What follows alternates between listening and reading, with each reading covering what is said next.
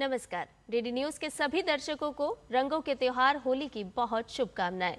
आपके साथ इस विशेष सांकेतिक भाषा के बुलेटिन में मैं हूं संध्या शर्मा और मेरे साथ है मेरे सहयोगी शरद मुदगल। आइए बुलेटिन की शुरुआत करते हैं हेडलाइंस के साथ।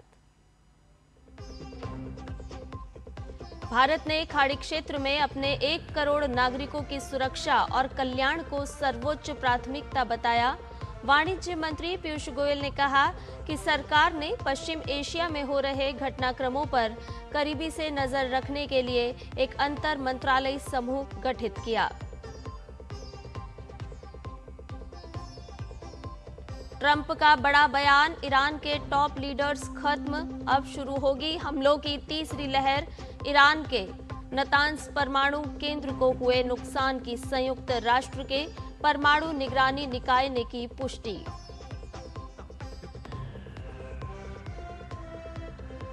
फिनलैंड के राष्ट्रपति डॉक्टर अलेक्जेंडर स्टब भारत की 4 दिन की राजकीय यात्रा पर 11वें रायसीना संवाद 2026 में मुख्य अतिथि और प्रमुख वक्ता होंगे।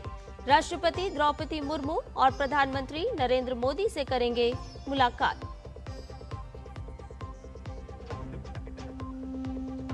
देश भर में उत्साह और हर्षोल्लास के साथ आज मनाई जा रही है होली।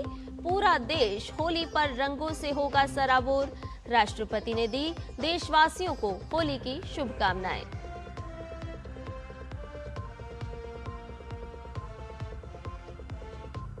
और आईसीसी टी20 विश्व कप में आज दक्षिण अफ्रीका और न्यूजीलैंड के बीच होगा पहला सेमीफाइनल। प्रतियोगिता में अब तक अजय दक्षिण अफ्रीका का इरादा लगातार दूसरे फाइनल में पहुंचने का। और अब सभी खबरें विस्तार के साथ जान लेते हैं। ईरान पर अमेरिका और इजरायल के संयुक्त हमले के बाद पश्चिम एशिया में बढ़ते तनाव को लेकर भारतीय निर्यातकों ने चिंता जताई है। इसी को ध्यान में रखते हुए भारत सरकार ने बड़ा कदम उठाया है। वाणिज्य एवं उद्योग मंत्री पीयूष गोयल ने कहा कि सरकार ने पश्चिम एशिया के घटनाक्रमों की दैनिक आधार पर निगरानी करने के लिए एक अंतर मंत्रालयी समूह का गठन किया है। यह समूह पोत परिवहन, लॉजिस्टिक्स, निर्यात और महत्वपूर्ण आयात में संभावित जोखिमों का आकलन करेगा। निर्यातकों को ये डर है कि इस युद्ध से समुद्री मार्ग बाधित हो सकते हैं। केंद्रीय मंत्री ने कहा कि हम उन सुझावों पर काम करेंगे और वाणिज्य मंत्रालय में उनके बहुमूल्य सुझावों पर विचार करेंगे ताकि पश्चिम एशिया संकट का भारत पर कम से कम प्रभाव पड़े। उन्होंने बताया कि ये बैठक सभी संबंधित मंत्रालयों, प्रमुख लॉजिस्टिक और व्यापार सुविधा भागीदारों के साथ उभरती भू राजनीतिक स्थिति की समीक्षा के लिए की गई थी। इस संदर्भ में आपूर्ति श्रृंखला को मजबूत करने के लिए अंतर मंत्रालयी समूह बनाया गया है। इसमें वित्तीय सेवा विभाग, विदेश मंत्रालय, पत्तन पोत परिवहन और जलमार्ग मंत्रालय, पेट्रोलियम और प्राकृतिक गैस मंत्रालय और केंद्रीय अप्रत्यक्ष कर एवं सीमा शुल्क बोर्ड के सदस्य शामिल हैं। सरकार ने निर्यातकों और आयातकों के लिए 24/7 हेल्प डेस्क भी स्थापित किए हैं।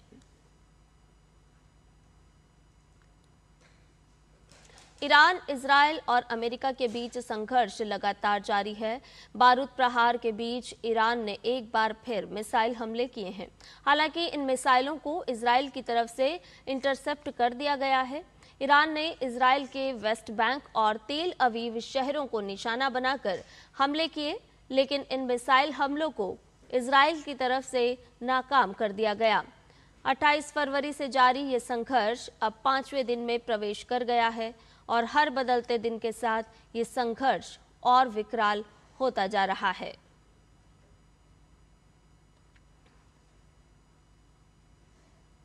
ईरान के साथ संघर्ष के बीच अमेरिकी राष्ट्रपति डोनाल्ड ट्रंप का नया बयान सामने आया है, जिसमें उन्होंने ये दावा किया है कि अगर हम ईरान पर हमला नहीं करते तो वो हम पर अटैक शुरू कर देता, तो परमाणु युद्ध होता और वो कई देश को खत्म कर देते, क्योंकि आप जानते हैं वे बीमार लोग हैं, वे मानसिक रूप से बीमार हैं।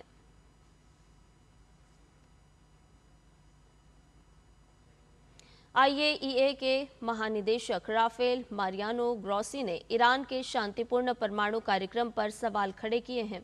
उन्होंने सोशल मीडिया साइट एक्स पर अपने संदेश में लिखा कि ईरान के परमाणु कार्यक्रम पर अपनी रिपोर्टों में मैंने स्पष्ट और सुसंगत रुख अपनाया है।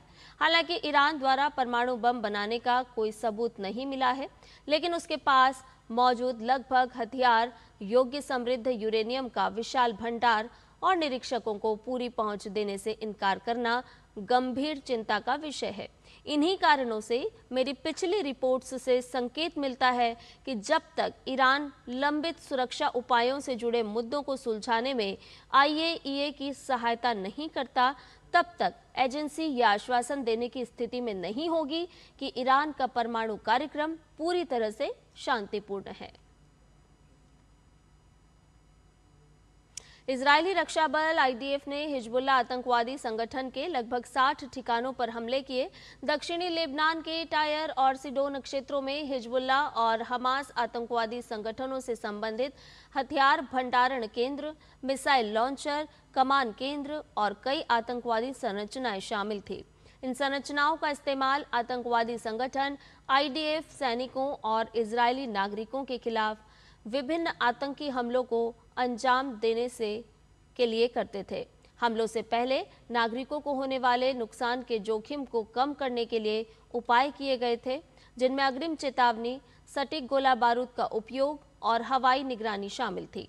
ईरान के समर्थन में जानबूझकर इजराइल पर हमला करने के हिजबुल्लाह के फैसले के बाद आईडीएफ दृढ़ता से कार्रवाई कर रहा है। इजराइल के नागरिकों को किसी भी तरह का नुकसान नहीं होने देना ही आईडीएफ की प्राथमिकता है। फिनलैंड के राष्ट्रपति डॉक्टर अलेक्जेंडर स्टर्ब 4 दिन के भारत दौरे पर दिल्ली पहुंच गए हैं। वो 7 मार्च तक भारत दौरे पर रहेंगे।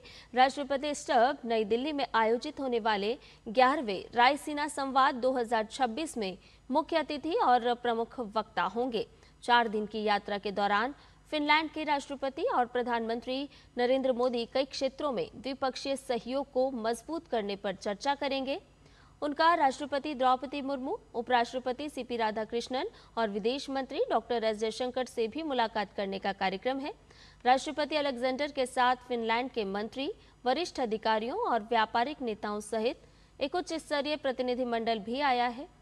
राष्ट्रपति स्टर्ब के वर्तमान पदभार संभालने के बाद भारत की ये उनकी पहली यात्रा है। भारत और फिनलैंड के बीच सौहार्दपूर्ण, मैत्रीपूर्ण और बहुआयामी संबंध हैं, जो साझा लोकतांत्रिक मूल्यों पर आधारित है। राष्ट्रपति स्टर्ब भी कि ये यात्रा विभिन्न क्षेत्रों में द्विपक्षीय सहयोग को और मजबूत करने और परस्पर संबंधों को बढ़ाने की दोनों देशों की साझा प्रतिबद्धता को दर्शाती है।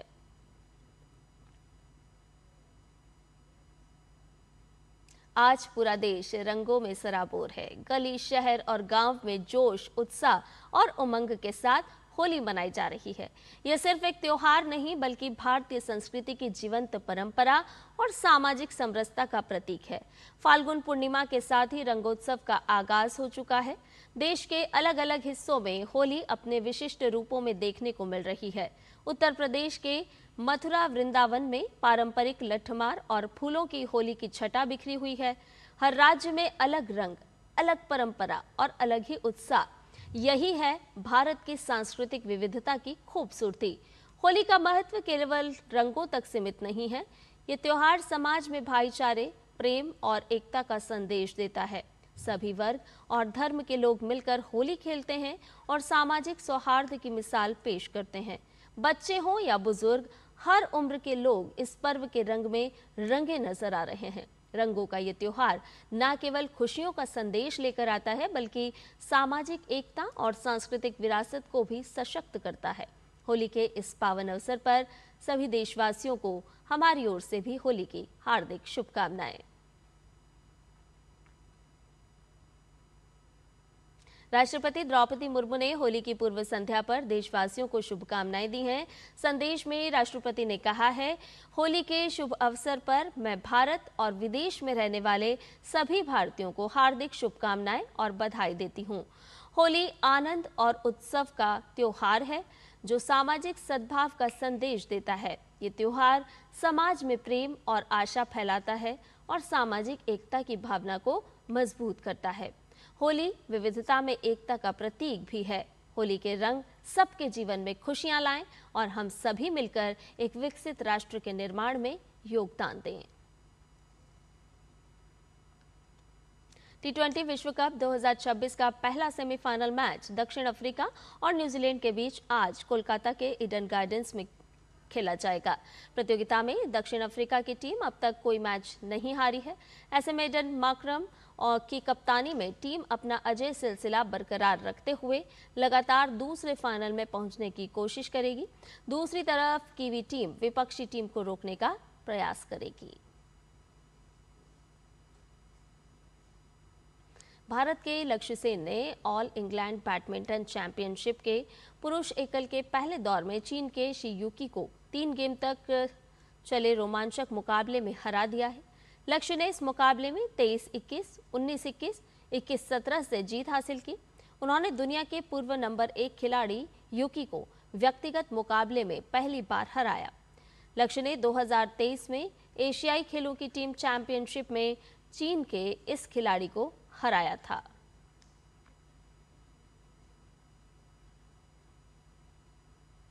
महिला एकल में भारत की मालविका बंसोड़ को चीन की चेन यू फेई के खिलाफ एक तरफा मुकाबले में 11-21, 6-21 से हार झेलनी पड़ी है।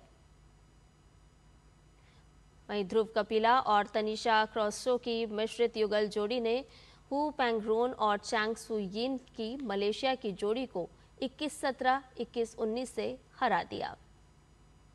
और इसके साथ ही हमारे इस विशेष सांकेतिक भाषा के बुलेटिन में फिलहाल के लिए इतना ही। मुझे और मेरे सहयोगी शरद मुदगल को दीजिए इजाजत। नमस्कार।